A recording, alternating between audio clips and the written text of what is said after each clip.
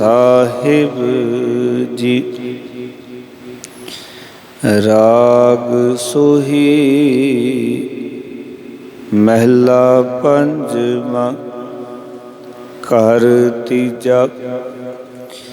एक ओंकार सतगुर प्रसाद।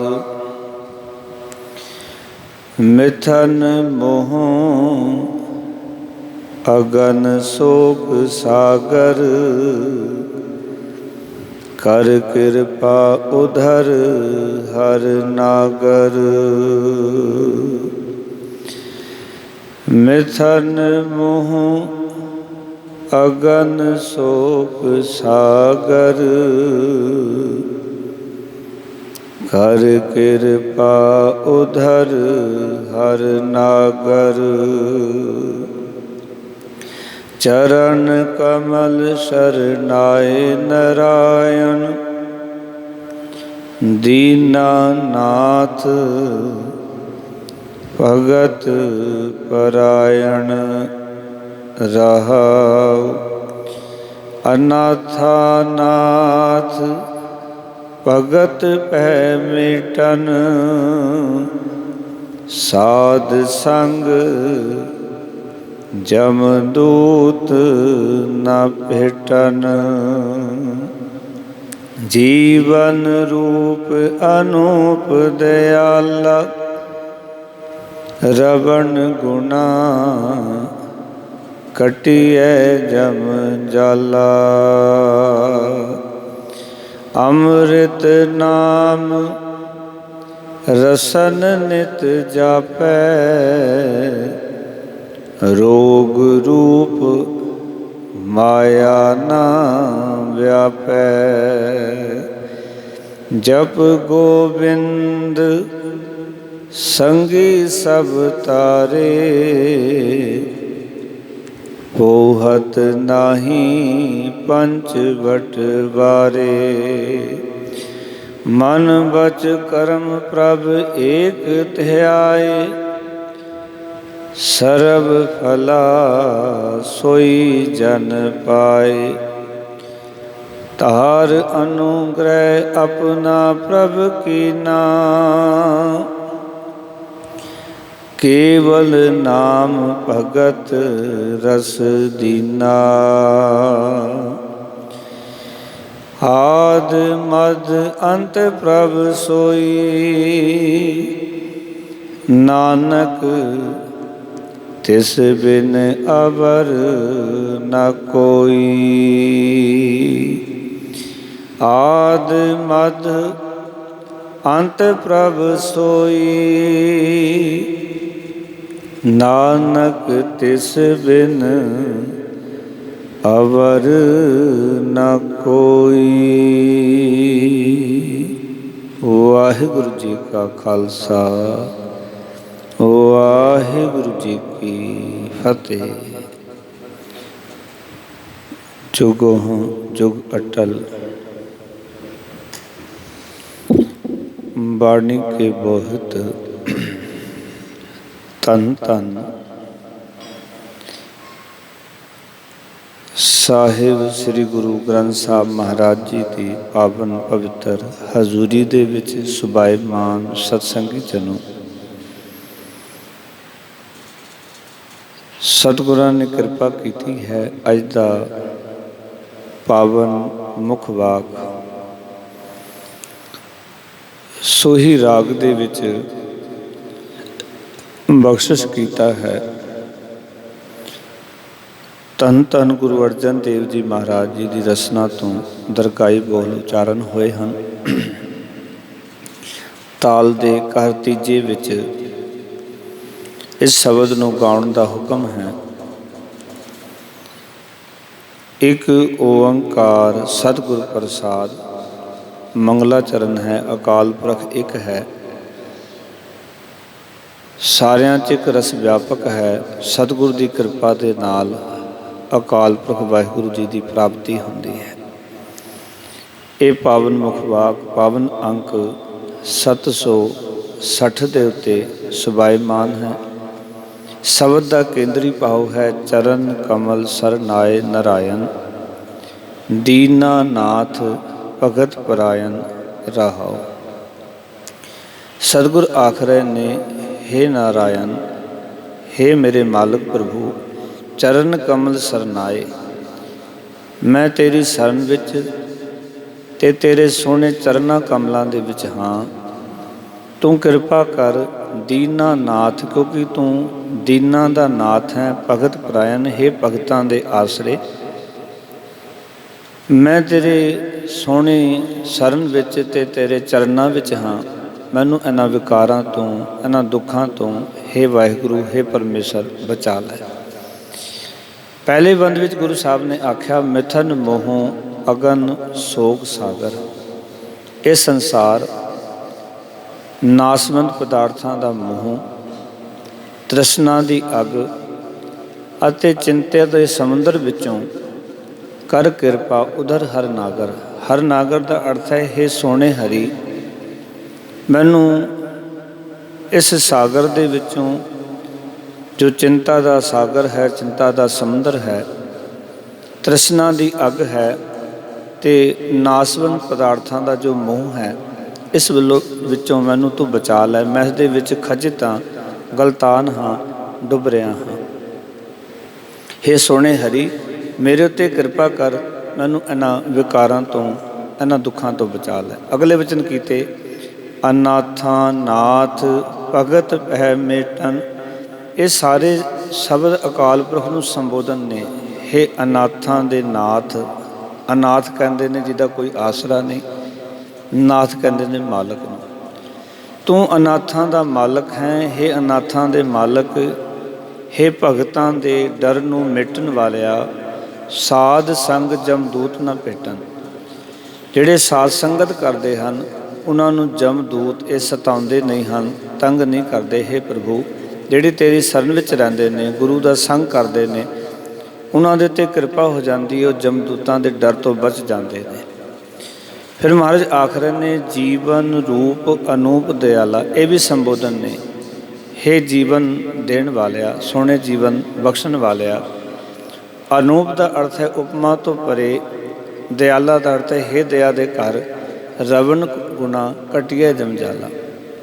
ਮੈਂ ਸੁਣਿਆ ਕਿ ਤੇਰੇ ਗੁਣਾਂ ਨੂੰ ਯਾਦ ਕੀਤਿਆਂ, ਤੇਰੀ ਸਭ ਸਲਾਹ ਕੀਤਿਆਂ, ਕਹਿੰਦੇ ਜਮਾਂ ਦਾ ਜਿਹੜਾ ਜਾਲ ਹੈ ਉਹ ਘਟ ਜਾਂਦਾ ਹੈ। ਆਓ ਕਿ ਪਰਮਾਤਮਾ ਨੂੰ ਯਾਦ ਕੀਤਿਆਂ ਜੋ ਜਮਾਂ ਦਾ ਜਾਲ ਹੈ, ਸਤਿਗੁਰ ਆਖ ਰਹੇ ਨੇ, ਉਹ ਕੱਟਿਆ ਜਾਂਦਾ ਹੈ। ਅਗਲੇ ਵਚਨ ਕੀਤੇ, ਅੰਮ੍ਰਿਤ ਨਾਮ ਰਸਨ ਨਿਤ ਜਾਪੈ। ਆਖਣ ਲੱਗੇ, ਅਕਾਲ ਪੁਰਖ ਵਾਹਿਗੁਰੂ ਜੀ ਦਾ ਆਤਮਿਕ ਜੀਵਨ ਦੇਣ ਵਾਲਾ ਨਾਮ ਜਿਹੜਾ ਮਨੁੱਖ ਵੀ ਆਪਣੀ ਰਸਨਾ ਦੇ ਨਾਲ ਜਪਦਾ ਹੈ। ਰਸਨ ਦਾ ਅਰਥ ਹੈ ਰਸਨਾ, ਨਿਤ ਦਾ ਅਰਥ ਹੈ ਹਰ ਰੋਜ਼, ਜਾਪੇ ਦਾ ਅਰਥ ਹੈ ਜਪਦਾ। ਉਸਨੂੰ ਕੀ ਮਿਲਦਾ? ਕਹਿੰਦੇ ਰੋਗ ਰੂਪ ਮਾਇਆ ਨਾ ਵਿਆਪੈ। ਆਖਣ ਲੱਗੇ, ਉਸ ਮਨੁੱਖ ਨੂੰ ਮਾਇਆ ਨਹੀਂ ਵਿਆਪਦੀ, ਜਿਹੜੀ ਮਾਇਆ ਰੋਗਾਂ ਦਾ ਰੂਪ ਇੱਥੇ ਅਰਥ ਆਇਆ ਮੂਲ ਵਾਸਤੇ। ਪਾਓ ਕਿ ਜਿਹੜੀ ਇਹ ਜਗਤ ਦੀ ਮਾਇਆ ਹੈ, ਰੋਗਾਂ ਦਾ ਮੂਲ ਹੈ, ਜੜ ਹੈ। ਪਾਓ ਕਿ ਜਿਤਨੇ ਵੀ ਮਨੁੱਖ ਨੂੰ ਰੋਗ ਲੱਗਦੇ ਨੇ, ਇਸ ਮਾਇਆ ਦੇ ਪਿੱਛੇ ਲੱਗਦੇ ਨੇ। ਇਸ ਕਰਕੇ ਮਾਰ ਕਹਿੰਦੇ, ਜਿਨ੍ਹਾਂ ਦੇ ਉੱਤੇ ਤੂੰ ਕਿਰਪਾ ਕਰਦਾ ਹੈ, ਰਸਨਾ ਨਾਲ ਜਿਹੜੇ ਵੀ ਤੇਰੇ ਨਾਮ ਨੂੰ ਜਪਦੇ ਹਨ, ਤੇ ਇਹ ਜਿਹੜੀ ਮਾਇਆ ਉਸ ਮਨੁੱਖ ਨੂੰ ਨਹੀਂ ਵਿਆਪਦੀ, ਜੋ ਇਹ ਮਾਇਆ ਰੋਗਾਂ ਦਾ ਮੂਲ ਹੈ। ਫਿਰ ਆਖਣ ਲੱਗੇ, ਜਪ ਗੋਬਿੰਦ ਸੰਗੀ ਸਭ ਤਾਰੇ। ਆਖਣ ਲੱਗੇ, ਉਸ ਗੋਬਿੰਦ ਨੂੰ ਜਪ, ਤੂੰ ਆਪ ਵੀ ਤਰ ਜਾਏਗਾ ਤੇ ਆਪਣੇ ਸਾਥੀਆਂ ਨੂੰ ਵੀ ਤਾਰ ਲਏਗਾ। ਪੋਹਤ ਨਾਹੀ ਪੰਚ ਬਟਵਾਰੇ। ਗੋਬਿੰਦ ਨੂੰ ਜਪ ਕੇ ਸਤਿਗੁਰ ਆਖ ਰਹੇ ਨੇ, ਜਿਹੜੇ ਪੰਜ ਚੋਰ ਨੇ ਨਾ, ਜਿਹੜੇ ਰਾਹ ਦੇ ਵਿੱਚ ਬੈਠੇ ਹੋਏ ਨੇ ਤੇਰੇ, ਔਰ ਉਹ ਤੈਨੂੰ ਸਮਾਂ ਸਮਾਂ ਸੇ ਲੁੱਟੀ ਜਾਂਦੇ ਹਨ, ਉਹ ਤੈਨੂੰ ਫਿਰ ਸਤਾਣਗੇ ਨਹੀਂ, ਤੈਨੂੰ ਲੁੱਟਣਗੇ ਨਹੀਂ। ਜਿਹੜੇ ਕਾਮ, ਕ੍ਰੋਧ, ਲੋਭ, ਮੋਹ, ਹੰਕਾਰ, ਇਹ ਪੰਜ ਚੋਰ ਕਹੇ ਸਤਿਗੁਰੂ ਜੀ ਨੇ, ਬਟਵਾਰੇ ਕਿਹਾ। ਵਟ ਦਾ ਅਰਥ ਹੁੰਦਾ ਸੀ ਰਸਤਾ। ਪਾਓ ਕਿ ਜੋ ਰਸਤੇ 'ਤੇ ਜਾਣ ਵਾਲੇ ਰਾਹੀਆਂ 'ਤੇ ਵਾਰ ਕਰਦੇ ਨੇ, ਉਹਨਾਂ ਨੂੰ ਕਹਿੰਦੇ ਨੇ ਬਟਵਾਰੇ। ਵਟ ਰਸਤਾ ਹੁੰਦਾ ਹੈ, ਵਾਰੇ ਦਾ ਅਰਥ ਹੈ ਵਾਰ ਕਰਨ ਵਾਲੇ। ਪਾਓ ਕਿ ਇਹ ਵੀ ਜਦੋਂ ਆਪਾਂ ਅਧਿਆਤਮ ਦੇ ਮਾਰਗ 'ਤੇ ਤੁਰਦੇ ਹਾਂ, ਤੇ ਇਹ ਪੰਜ ਜਿਹੜੇ ਬਟਵਾਰੇ ਨੇ, ਇਹ ਜਿਹੜੇ ਪੰਜ ਚੋਰ ਦੇ ਨੇ, ਸਾਡੇ ਉੱਤੇ ਵਾਰ ਕਰਦੇ ਨੇ, ਸਾਨੂੰ ਅੱਗੇ ਨਹੀਂ ਜਾਣ ਦਿੰਦੇ, ਲੁੱਟ ਲੈਂਦੇ, ਸਾਡੀ ਸਾਰੀ ਜਮ੍ਹਾਂ ਪੂੰਜੀ ਖੋਹ ਲੈਂਦੇ ਨੇ। ਜੋ ਵੀ ਨਾਮ ਜਪਿਆ ਹੁੰਦਾ ਹੈ, ਸੇਵਾ ਕੀਤੀ ਹੁੰਦੀ ਹੈ, ਇਹ ਸਾਰੀ ਰਸਤੇ 'ਚ ਹੀ ਖੋ ਲੈਂਦੇ ਨੇ। ਪਰ ਮਹਾਰਾਜ ਕਹਿਣ ਲੱਗੇ ਜਪ ਗੋਬਿੰਦ ਸੰਗੀ ਸਭ ਤਾਰੇ। ਜਿੱਥੇ ਗੋਬਿੰਦ ਨੂੰ ਜਪੇਗਾ, ਸੰਗੀਆਂ ਸਾਥੀਆਂ ਨੂੰ ਤਾਰ ਲਏਗਾ। ਪੋਹਤ ਨਾਹੀ ਪੰਜ ਬਟਵਾਰੇ। ਜੇ ਗੋਬਿੰਦ ਨੂੰ ਜਪੇਗਾ ਤੇ ਇਹ ਪੰਜ ਜਿਹੜੇ ਚੋਰ ਨੇ ਇਹ ਵੀ ਤੈਨੂੰ ਸਤਾਣਗੇ ਨਹੀਂ। ਅਗਲੇ ਵਚਨ ਕੀਤੇ ਮਨ ਬਚ ਕਰਮ ਪ੍ਰਭ ਏਕ ਤਿਹਾਏ। ਆਖਣ ਲੱਗੇ ਜਿਨ੍ਹਾਂ ਨੇ, ਜਿਹੜੇ ਮਨੁੱਖ ਮਨ ਕਰਕੇ, ਜਿਹੜੇ ਮਨੁੱਖ ਬਚਨਾਂ ਕਰਕੇ, ਕੰਮਾਂ ਕਰਕੇ ਅਕਾਲ ਪੁਰਖ ਵਾਹਿਗੁਰੂ ਨੂੰ ਚਾਹੁੰਦੇ ਨੇ। ਗੁਰਬਾਣੀ ਦੇ ਵਿੱਚ ਬਾਰ-ਬਾਰ 3 ਚੀਜ਼ਾਂ ਦਾ ਨਾਂ ਦਾ ਜ਼ਿਕਰ ਕੀਤਾ, ਮਨ ਬਚ ਕਰਮ। ਭਾਵ ਕਿ ਮਨੁੱਖ ਦੀ ਪੂਰਨ ਜੀਵਨ ਪਵਿੱਤਰ ਹੋਣਾ ਇਹਨਾਂ 3 ਚੀਜ਼ਾਂ ਦੇ ਵਿੱਚ ਹੈ। ਜੇ ਮਨ ਪਵਿੱਤਰ ਹੈ ਤਾਂ ਉਹ ਪਵਿੱਤਰ ਹੈ, ਜੇ ਵਚਨ ਪਵਿੱਤਰ ਨੇ ਤਾਂ ਪਵਿੱਤਰ ਹੈ, ਕਰਮ ਪਵਿੱਤਰ ਹੈ ਤਾਂ ਪਵਿੱਤਰ। ਭਾਵ ਤਿੰਨੇ ਹੀ ਚੀਜ਼ਾਂ ਇੱਕ ਮਨੁੱਖ ਦੇ ਵਿੱਚ ਹੋਣ ਤਾਂ ਹੀ ਉਹ ਪਵਿੱਤਰ ਹੈ।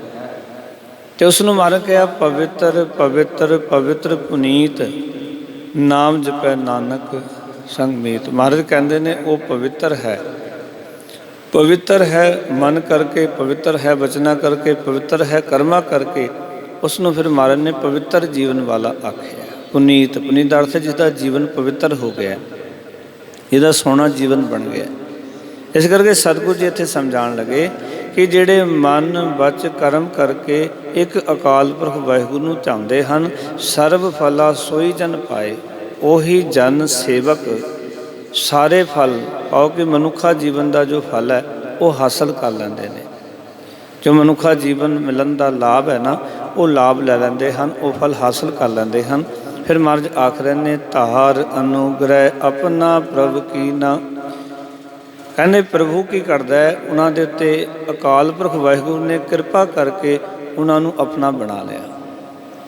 ਜਿਨ੍ਹਾਂ ਦੇ ਉੱਤੇ ਅਕਾਲ ਪੁਰਖ ਵਾਹਿਗੁਰੂ ਨੇ ਕਿਰਪਾ ਕੀਤੀ ਨਾ, ਪ੍ਰਭੂ ਨੇ ਕਿਰਪਾ ਕਰਕੇ ਜਿਨ੍ਹਾਂ ਨੂੰ ਆਪਣਾ ਬਣਾ ਲਿਆ ਤੇ ਉਹਨਾਂ ਨੂੰ ਦਿੱਤਾ ਕੀ? ਜਿਨ੍ਹਾਂ ਨੂੰ ਰੱਬ ਨੇ ਆਪਣਾ ਬਣਾਇਆ, ਆਪਣੇ ਨਾਲ ਜੋੜਿਆ, ਆਪਣੀ ਬਖਸ਼ਿਸ਼ ਕੀਤੀ। ਕਹਿਣ ਲੱਗੇ ਕੇਵਲ ਨਾਮ ਭਗਤ ਰਸ ਦੀਨਾ। ਕਹਿੰਦੇ ਉਹਨਾਂ ਨੂੰ ਕੇਵਲ ਤਾਂ ਕੇਵਲ ਆਪਣੇ ਨਾਮ ਦਾ, ਆਪਣੀ ਭਗਤੀ ਦਾ ਜਿਹੜਾ ਰਸ ਹੈ ਉਹਨਾਂ ਦੀ ਝੋਲੀ ਵਿੱਚ ਪਾ ਦਿੱਤਾ। ਕਿਉਂਕਿ ਸਭ ਤੋਂ ਕੀਮਤੀ ਰਸ ਗੁਰਬਾਣੀ ਦੇ ਵਿੱਚ ਨਾਮ ਰਸ ਨੂੰ ਮੰਨਿਆ ਗਿਆ, ਪਰਮਾਤਮਾ ਦੀ ਭਗਤੀ ਨੂੰ ਮੰਨਿਆ ਗਿਆ। ਔਰ ਇਹ ਵਾਰ-ਵਾਰ ਮੰਗ ਕੀਤੀ ਗਈ ਹੈ, ਦਾਤਾ ਅਸੀਂ ਤੇਰੇ ਕੋਲ ਆਏ ਹਾਂ, ਫਿਰਤ ਫਿਰਤ ਪ੍ਰਭ ਆਇਆ ਪਰਿਆ ਤੋ ਸਰਨਾਏ। ਨਾਨਕ ਕੀ ਪ੍ਰਭ ਬੇਨਤੀ ਆਪਣੀ ਭਗਤੀ ਲਾਏ। ਹੇ ਦਾਤਾ ਤੇਰੀ ਸ਼ਰਨ 'ਚ ਆਏ ਹਾਂ, ਨਾਨਕ ਦੀ ਬੇਨਤੀ ਹੈ ਤੂੰ ਆਪਣੀ ਭਗਤੀ ਵਿੱਚ ਸਾਨੂੰ ਜੋੜ, ਆਪਣੀ ਭਗਤੀ ਦਾ ਰਸ ਸਾਨੂੰ ਬਖਸ਼ਿਸ਼ ਕਰ। ਭਾਵ ਕਿ ਜਦੋਂ ਅਕਾਲ ਪੁਰਖ ਵਾਹਿਗੁਰੂ ਕਿਰਪਾ ਦੇ ਘਰ ਵਿੱਚ ਆਉਂਦਾ ਹੈ, ਕਿਸੇ ਦੇ ਉੱਤੇ ਬਹੁਤਾ ਤਰਸ ਕਰਦਾ ਹੈ, ਕਿਰਪਾ ਕਰਕੇ ਜਿਨ੍ਹਾਂ ਨੂੰ ਆਪਣੇ ਘਰੋਂ ਬਖਸ਼ਿਸ਼ ਕੀਤੀ, ਮਿਹਰ ਕੀਤੀ ਤੇ ਉਹਨਾਂ ਨੂੰ ਕੇਵਲ ਨਾਮ ਦਾਨ, ਭਗਤੀ ਦੀ ਦਾਤ ਤੇ ਨਾਮ ਦਾ ਰਸ ਦਿੱਤਾ। ਕਿਉਂਕਿ ਨਾਮ ਦੇ ਰਸ ਨੂੰ ਕਬੀਰ ਸਾਹਿਬ ਕਹਿੰਦੇ ਨੇ ਰਾਮ ਰਸ ਪਿਆਰੇ ਜੇ ਰਸ ਵਿਸਰ ਗਏ ਰਸ ਹੋਰ। ਜਿਨ੍ਹਾਂ ਨੇ ਪਰਮੇਸ਼ਰ ਦੇ ਨਾਮ ਦਾ ਰਸ ਪੀ ਲਿਆ ਨਾ, ਹੋਰ ਰਸ ਆਪੇ ਹੀ ਵਿਸਰ ਜਾਂਦੇ ਨੇ। ਉਸ ਰਸ ਦਾ ਐਡਾ ਸਵਾਦ ਹੈ, ਉਸ ਰਸ ਵਿੱਚ ਐਡਾ ਆਨੰਦ ਹੈ, ਸਤਿਗੁਰ ਕਹਿੰਦੇ ਨੇ। ਔਰ ਜਿਨ੍ਹਾਂ ਦੇ ਉੱਤੇ ਉਹ ਕਿਰਪਾ ਕਰਦਾ ਹੈ, ਔਰ ਕਿਰਪਾ ਕਰਕੇ ਆਪਣਾ ਬਣਾ ਲੈਂਦਾ ਜਿਨ੍ਹਾਂ ਨੂੰ, ਤੇ ਉਹਨਾਂ ਨੂੰ ਫਿਰ ਇਹ ਵਾਹਿਗੁਰੂ ਜੀ ਕੀ ਕਰਦੇ ਹਨ, ਆਪਣੀ ਭਗਤੀ ਦਾ, ਨਾਮ ਦਾ, ਸੇਵਾ ਸਿਮਰਨ ਦਾ ਇਹ ਰਸ ਬਖਸ਼ਿਸ਼ ਕਰਦੇ ਹਨ, ਸਵਾਦ ਬਖਸ਼ਿਸ਼ ਕਰਦੇ ਹਨ। ਉਹ ਸਵਾਦ ਲੈਂਦੇ ਨੇ ਭਗਤੀ ਦਾ। ਤੇ ਮਹਾਰਾਜ ਕਹਿੰਦੇ ਆਦ ਮਦ ਅੰਤ ਪ੍ਰਭ ਸੋਈ।